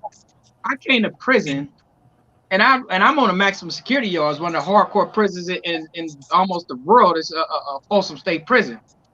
And these guys is telling me that I can't gangbang. I'm like, wait a minute. That was a cold twist. Wait a minute, we out here on these streets gangbanging. I'm saying I'm not in here, but this, like I said, I'm actually not in there for something I did, but I'm just speaking hypothetically. Here it is. we're on the streets doing all this gangbang, but in prison, we're not gangbanging. So that was the twist. And that was something that I had to learn to realize that, wait a minute, this is all basically a joke. So with the Black Lives Matter Prison Chapter, what I do, I bring the Bloods and the Crips together on these yards. I bring the Muslims, the Christians, all of us. I bring them together, and we try to put your differences aside. We as a group of people, we need to help our people out there on the streets. And those who's getting out, we can't just keep getting out and then go fall back into that foolishness. Because once you've been enlightened with the truth, you can't go out there and not be a part of what's going on out there. Every time something that goes on out there, we only see women on the front line. No matter what race you are, we see women of all races on the front line, but we don't see no men that look like me out there. Yeah. And that constantly bothers me because I don't see men out there that look like me. And I'm from the hood. And I'm like, okay, I got a lot of influence in these prisons. Let me see what I can do with this influence that I got. And try to get these guys on these main lines, on these on these general population yards, and see how we can utilize their influence. First, let's educate each other and see how we can utilize our influence and get out there and start helping those that's out there on the front line for us. All there is women out there on the front line. Men need to start showing up. And that's my duty. I could die today in prison. I know I did my job. As I said, I'm a jailhouse lawyer as well. So I've been fighting this system for a very long time. Actually, I got over 3, 4, 5 about 4 people out of prison during my time, but I can't get myself out of prison. That's crazy. But I just paid this lawyer all his money to get me out. But the thing is this, I always realized that despite that I'm in prison for something I didn't do, I had to find my calling. Yes. And my calling was this, to sit and frontline this war that we up against. Once I realized that this is my calling, that's why I'm not scared to go up against the system. That's why the system did everything in their power to keep me locked up for almost a decade. They put me in solitary so they can break me, but they still ain't break me. But the thing is, that's what Black Lives Matter Prison Chapter about. And also what we got going on is the No Comrades Left Behind. See, after you fall out of these prisons, we want to do things like the No Comrades Left Behind. That's something that's going to come together for people who's not trying to be a part of the Black Lives Matter movement, but you could be a part of the No Comrades Left Behind, because at the end of the day, we are all comrades because we're fighting for the same cause. We're fighting for the same thing. And that's what I press. And I'm going to keep pressing that till my death. I'm glad you said that, Jay, because I actually was talking to Mr. Lindsey before we came on, and I asked him a question. I asked him if he was angry about what happened to him, and he told me that, actually, I want you to answer that. When I asked you if you was angry, you told me that this was your purpose to help people. Can you kind of expand on that a little bit, Mr. Lindsey? Yeah, I feel like I'm thankful for what happened to me. As I was explaining to her, I was talking at a Catholic church doing 4 masses one day, and the preacher referred to me as a modern day Judas. So at first I started to get offended, but then he explained to me how he took Judas through what he took him through to be a voice. So, I look at my case where you don't find cases, a murder case. Within 3 years, you're arrested, tried, convicted, sentenced to death, and released within 3 years, unless that's God. So I look at it as that, as I'm very happy because what happened to me, because I feel like I'm chosen by God to be a voice. And, I speak around the world, and I never rehearse what I speak. I never write down what I speak. And, it's like the Spirit tells me what to say. So I am very thankful because I feel it's a hard burden. It's a hard burden because it's a lot of people in there that I want to help, but I don't have the means, the power to help. I can go sit with legislators all day. I can go sit with judges and state attorneys all day. But these people that we elect in these offices will tell you one thing in their office, and then when they walk out that office, they do something totally different. Mm-hmm. That's true. Okay. Thank you for that, Mr. Lindsey. Go ahead, Yolanda. Mrs. Mays, I wanted to ask a question about Prentice. Could you explain when I realized you said that he went to jail and they let him out. Could you explain the process as to how they actually obtained an arrest warrant for him the second time? Because they had to go through a little bit of little stuff to get that warrant the second time when they came back to arrest him. They Okay. didn't get it from Tulsa County, correct? You know, I'm not real clear on that information, and I apologize because I deal and handle with so much. So I apologize. I can get back with you and put it in the public, but I don't have that.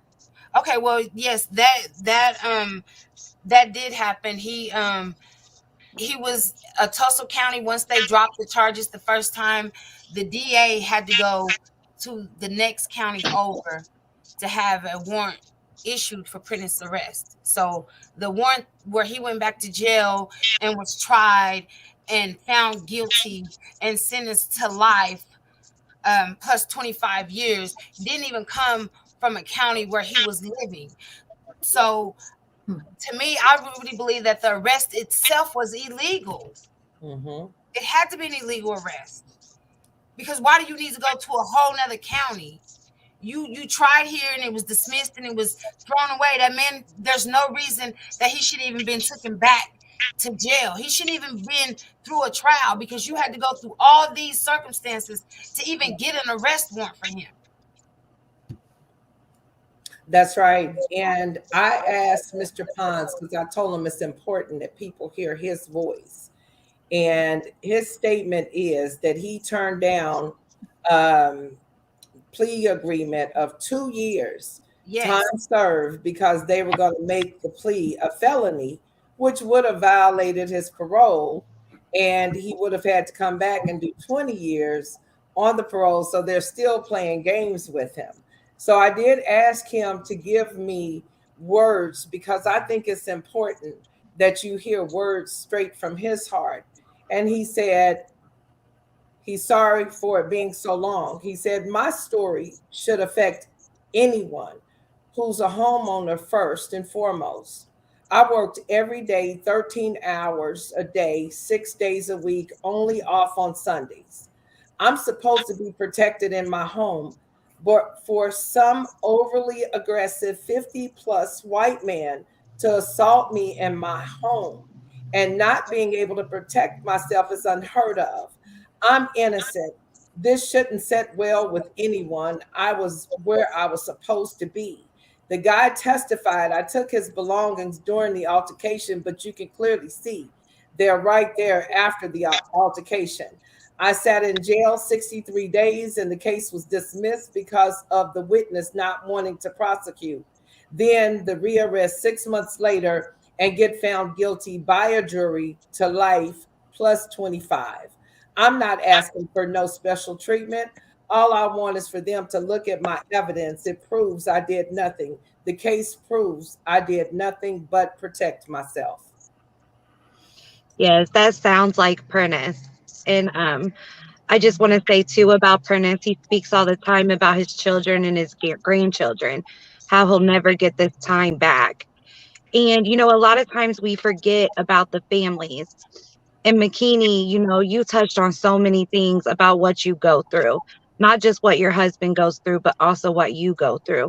So I would like to ask a question to Miss Karen and also Mr. Lindsey. So for Miss Karen, in your case, how do you and Brian's family cope with what's going on with him? And then Mr. Lindsey, how did your family cope with you being incarcerated wrongfully?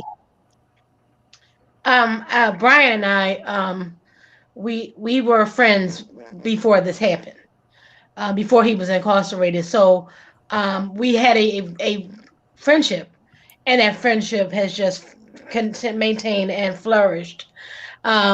It has, you know, of course, he's sad. Brian's now grandfather since being incarcerated. His oldest son has been married and has 2 children. Of course, the family, they miss him because Brian was very involved with his family, involved with his children. And, you know, the fact that now, and actually his youngest son and his wife are expecting. So he has another grandbaby coming. So it affects him, because he can't be there with them. He can only see through pictures, phone calls, but physically being there, of course, he wants to be there, but he can't be. So it is a big adjustment. But Brian's the type of person, he does make the best out of the situation as much as he can. And when we have video visits, I usually show him pictures if his family posts pictures, especially of the grandchildren. I'll post pictures. I'll show him pictures during our video visits or any videos that are posted, so he can stay in tune with what's going on.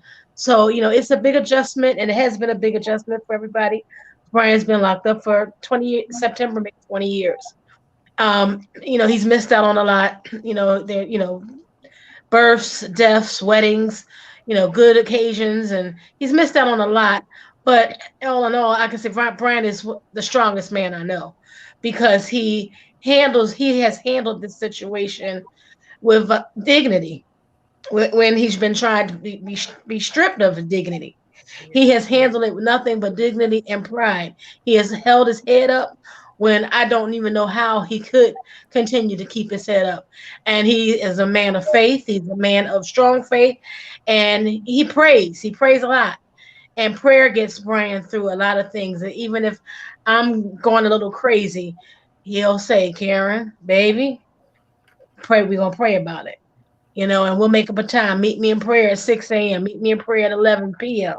And we're going to pray about it. So that's the effect it has had on me and Brian and his family. And they love him. And, everybody loves everybody. Brian comes from a family of love. So it's hard. And we make the best out of this situation until we can get an exoneration for him. Yes. As for me, my family was very supportive, because it's like when they said what I was arrested for, my family knew that wasn't me. That wasn't my character. If you would have said to my family, "Oh, he was selling some marijuana," they probably said, "Okay, that's what he does." But they robbing, shooting somebody. I didn't even like weapons. And to this day, I still don't like guns. I don't be around this type of thing. So my family knew the character I was. I was like a family man. So my family was very supportive. I just asked them not to come see me while I was on death row, because I didn't want to take them through actually seeing me there, and possibly don't know if they could come back next week and then I'll be executed or not. So I didn't really know how that process worked, so I was fearful and didn't want to really take my family through that. Thank you, you guys. Yolanda, I think we're running out of time. Do you want to have them do closing remarks? Yes. If anyone has anything that they want to say in closing. I'm just going to chime in, and I would like to just say this, that I believe it was Mr. Burton. Mr. Burton, thank you for holding it down and identifying and understanding what your purpose was, and that this is not a death sentence, but it's your birthday. You're birthing into your assignment. And so thank you very much for enduring and being a voice, because, I told someone that I was speaking with that is sad that a majority of the real men are being groomed in the penitentiary. Yep. Yeah. So with that being said, yes, sir. And we're, hopefully we'll get a chance to connect, because with all of you, let me say this. The NAACP hasn't been doing the things that we needed to do because it did not have a blueprint. I'm structuring a blueprint of uniting in each one of our small cells. If we could all collaborate and get together and focus on our similarities, then we have enough voices and votes to make a difference. So you all send me emails to NAACP CJD for Criminal Justice Department @gmail.com, so that we can stay connected. Because when it comes time for us to move, everybody coming together like a swollen, you know what I'm saying? We're swelling up we're under the ground, getting it together. But then when there's a swelling thing that's coming up out of the ground, we're going to have an overflow, and we're going to have all these people teamed up with us. So all of these voices, they're not even going to see us coming. So I'm grateful for each one of you, and I'm going to continue to be praying for us all. All right. Thank you very much. Anyone else?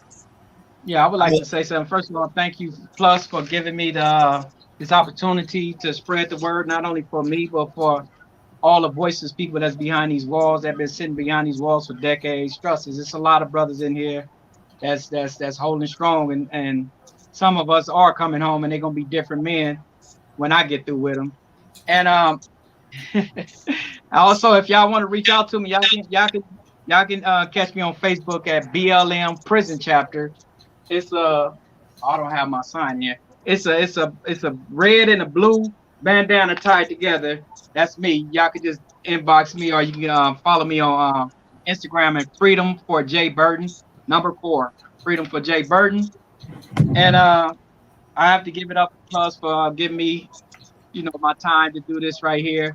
I appreciate all y'all, and I'm open for anything. I'm gonna always have my phone as long as the police ain't running up in my cell. I'm always have this, and I'm gonna be available. And I'm ready for anything that anybody that need help.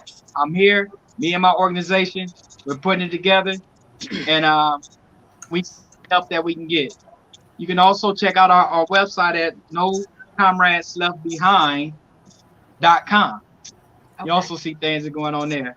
But yeah, y'all reach me. Hit me on my Facebook Messenger. It's good. Thank y'all.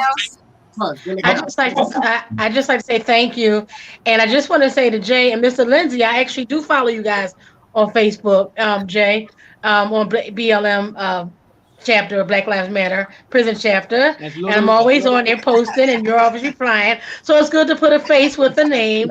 And Mr. Lindsey, I've followed that page as well. So I'm glad to be able to put a face behind a name. And for you other ladies, I'm Karen Penny Johnson. On Facebook, feel free to reach out to me or follow Brian's page at justiceforbrianparnell.com. But if you want to reach out to me, any support the young lady, please reach out to me. I'm always available. And thank you to the National Plus Coalition for doing this, because this needs to be done on a regular in all states, all of the states. Thank you, guys. Yes, Anyone else? I'd just like to say this. I want everybody to pay attention. To each and every one of these cases, a jury was there. In each one of these cases, we have problems in our juries where it's racist or whatever it may be. And like in Ms. Mays say, an interpreter can't speak English, so he don't really understand. It's a problem. Yeah. So when you see a friend, I want you to invite friends to the events like this here, so they can understand and share it and share it and share it, because one day they may be the potential jurors, and we don't want them on the jury saying that, okay, we wrongfully convicted someone. Mm-hmm. So, I would just like to say that's very important. And to the other organizations like Ms. Mays and everyone else, when y'all have cases and people are wrongfully convicted, we don't do litigation here at Witness the Innocent. But what we will do, we will bring in death row exonerees to stand in front of you with a news press. We will deliver letters to the governors for you. So go on our website, witnessinnocent.org, and follow us. And if you need help, hey, I just left Oklahoma with Julius Jones' case. I just left Oklahoma with Julius Jones' case. I'm in Oklahoma. And one of my good friends, Mr. Powell, just got exonerated a couple of years back down in Oklahoma. So I know Oklahoma crazy. But if I can go up in Oklahoma, I ain't scared to go nowhere. So if you have a problem, contact Witness Innocent, because that's what we do. We put a face with the story, and we stand up there and make people think about what they're doing and try to get involved to help. Yeah. Thank you. Thank you all. I would like to thank you guys, every last one of you, for coming and sharing your time with us. And I would like to thank everyone who tuned in with us tonight. We're going to conclude our broadcast right now. Miss Yolanda, you forgot about Makini. Makini, did you have anything you wanted to say before closing? I don't think she did. Makini, did you have anything you wanted to say? I just want to thank Plus for allowing us to have a platform to speak of our families. Sorry, my husband just called me, so that's why I'm a little. But I just want to thank Plus for allowing this to happen, and I really do thank all of you guys for being on here to show the support that you have for your loved ones and show people like me that we do have a community that will stick together. Oh yeah. So I definitely appreciate everybody for telling their story. Okay, so if that's it, then again, thank you guys for joining us. Follow the National Plus Coalition page for our next event. It will be coming up in 3 more months. And again, I want to remind everyone, March the 26th, there will be a rally for Prentice Ponds. Follow the National Plus Coalition page. Follow my Facebook page, Yolanda Washington. My Google, Gloria's Angels, Blessings on Wheels, for updates of the time and the exact location. Thank you all again, and please be blessed. Thank you. Bye. Thank Monique, my sister.